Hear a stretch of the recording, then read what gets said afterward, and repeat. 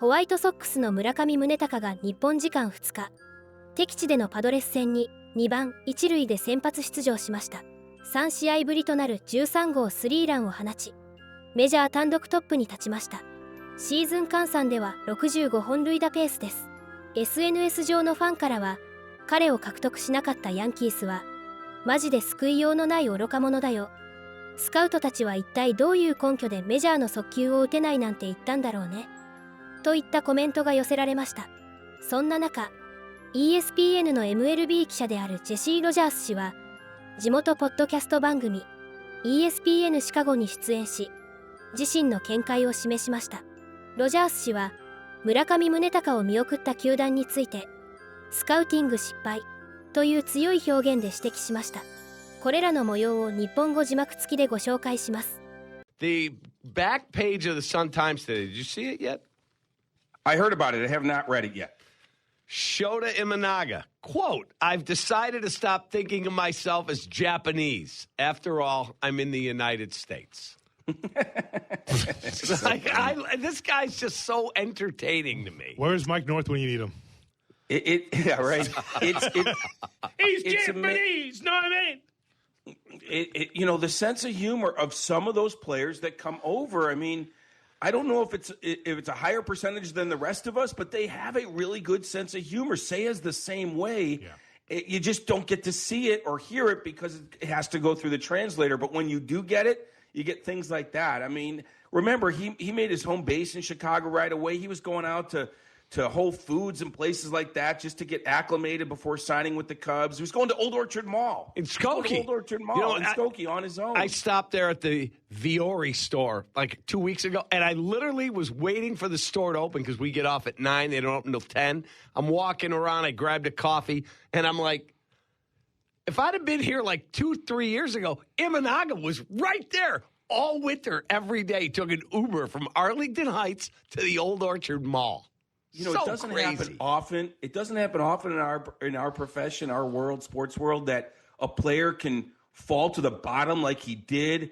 Everyone is like, get this guy out of town, right? Oh my God, he took the qualifier and he's turned it around in a month. The fans are back. Why not? He's performing, obviously, but also you see stories like that where he's kind of, endearing himself to Chicago. It's been quite a turnaround in like less than a month because all winter, we're all pulling out our hair. Well, not so much me. Speak for yourself. I never doubted him. But oh my God, they offered him the $22 million and he took it. Oh, what are we going to do? And then he's been their best pitcher. So here's the thing. I can't wait to see the piece that you're working on with Murakami because this has been a conversation starter, Jesse. This has been good.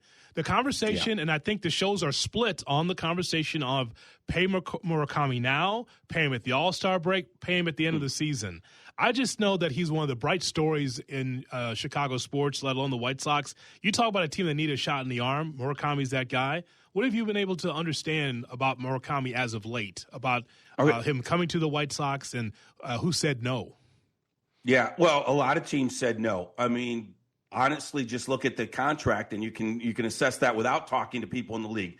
The big boys said no. The Yankees, the Mets, some of the other higher-priced teams, like the Cubs weren't really that interested, or the Dodgers because they had those positions filled. But then you look at the smaller markets, the San Diego Padres, they're playing them tonight. They were interested. The Angels, they just played them. They're playing them again next week. They were interested. Basically, everybody said no for whatever reason. Padres didn't have money. The Angels, I'm not sure about this guy. I mentioned yesterday on Carmen Yurko, this is a scouting failure from all these teams around the league that didn't offer him a big deal or bigger deal than the White Sox.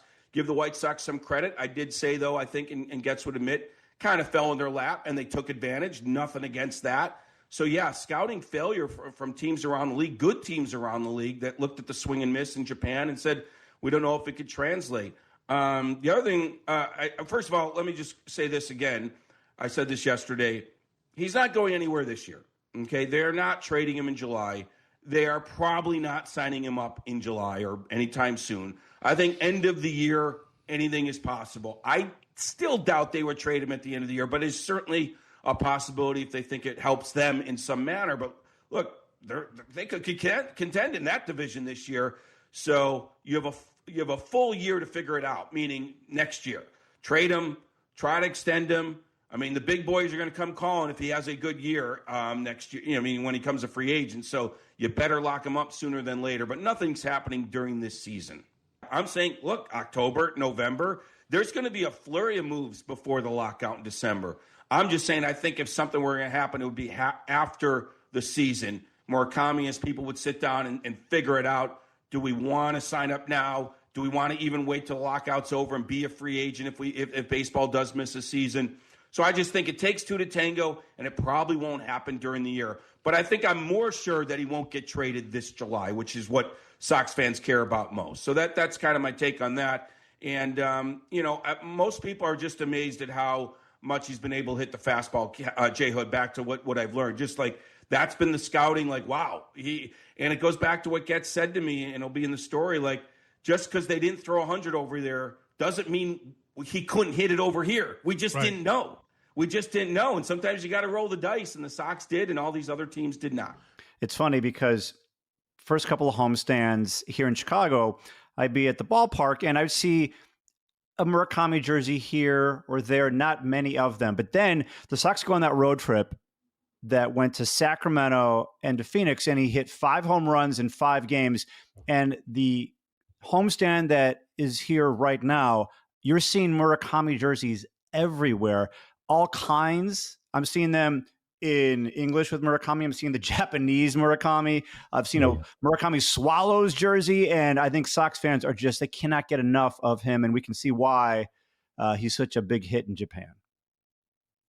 Yeah, and I think it's so great to see that this is a great culture fit for him. I mean, clearly, like you just see him smiling and he looks happy, right? And he certainly had that when the Swallows were winning a lot in Japan, but we also saw times when he was slumping and he just didn't look like he was having the most fun playing baseball. So to see him like bright and, making new friends on the White Sox, I've seen him pick up a little bit of Spanish as well, which he learned a little bit in Japan from guys like Domingo Santana, Jose Osuna, longtime teammates. But, I just think it's so important for a guy, we see this with Tatsuya Imai, who maybe are having a little bit of hard time adjusting. Murakami, Chicago seems to be the perfect environment for him. Fangraphs before the season projected that he would hit 30 home runs. Right now, he is on pace, if he was to play 162 games, to hit 67 home runs. 67. And I remember I made a bold prediction before the season that he was going to hit 40. And now 40 seems like, he'll have 40 by September 1st. What do you think? Yeah, I mean, I don't want to get ahead of myself, but I think 40 is very achievable, obviously, and we might be looking at 50. And what I really like about what Murakami's doing so far is, again, he hasn't really gotten away from his approach. He's leaning into the 3 true outcomes. I mean, he's absolutely pushing the limits of this, Kyle Schwarber, Adam Dunn-esque approach where, he's going to finish the year with 240 strikeouts also, and he's going to lead the league in that domain too. But that's okay when he is producing so much in the way of power. I also know he's currently only a 161 average and an 819 OPS against lefties. And in Japan, the last 3 years, he actually had reverse splits. So I think there is even a little bit more to unlock there as he gets a little bit more comfortable hitting some harder throwing lefties in MLB, because you just don't see that much velocity from the left side in Japan. But obviously, he will have some cold stretches here and there where he's not going to be quite as dominant as this. But right now it's looking pretty good. Yeah, he does seem very, very hot and can get very, very cold, but he can switch it very quickly. Like he was 0 for 9 with 6 strikeouts going into the game on Monday, gets a single, and then boom, hits that 3-run homer, this massive 7-run 7th inning, big comeback over the Angels. And there was this 3-hour rain delay. He hit the home run at 11:45 at night, and fans were shouting, MVP, MVP. And to think that we are in the end of April, it's only been a month. And if he keeps playing like this, those cheers are going to get louder and louder and louder. And it's just been so much fun to watch the reaction. So when you see the reaction he's getting here in Chicago, What goes through your mind as someone who saw the sensation that he was in Japan? Before Ohtani, it was really kind of unthinkable for a Japanese player ever to lead Major League Baseball in home runs. You had Hideki Matsui had topped at 31. Last year, Seiya Suzuki hit 32, and obviously Ohtani's done over 50 multiple times now.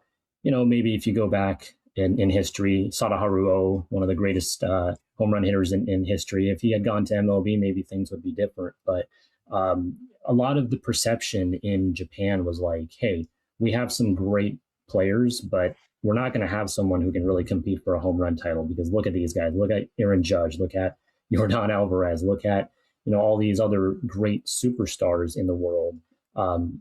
Japanese hitters traditionally, a lot like guys like Ichiro, they're not necessarily known for their power, but for, I saw this on MLB Network. Brian Kenny was sort of saying that Murakami was already playing the American brand of baseball in Japan. And so I just think that this kind of really suits his style of baseball, this kind of all or nothing approach. And so far, it's been a lot more of the all than the nothing. It was really funny because Shingo Takatsu, former White Sox closer, former manager of Murakami with the Swallows, he came to White Sox spring training. And I went up to him and said hello. And I asked him, how many home runs do you think Murakami can hit here? And it was as if he was arriving that day ready for the question and ready for his answer, because he immediately said 55, which just seemed absolutely crazy to think that here's someone who's going to come in and hit 55 home runs in his first year in the big leagues. He's not 22, I know. He's 26. But I don't know if you saw Takatsu say that. But what do you think about a former manager of his? He's clearly biased, but for him to throw that number out there so confidently like Shingo did, and who knows what he's going to end up with, but the fact that his manager said that publicly, to this day, I'm still kind of surprised that he said that. Yeah, and I think with Takatsu, because his entire tenure coincided with Murakami, his MPB career, the two are really kind of inseparable. Like the Takatsu era was the Murakami era for the Tokyo Gold Swallows, and they won 2 pennants, 1 Japan Series title together. So I really think these two have a special connection, especially, after he had that season where he hit the 56 home runs.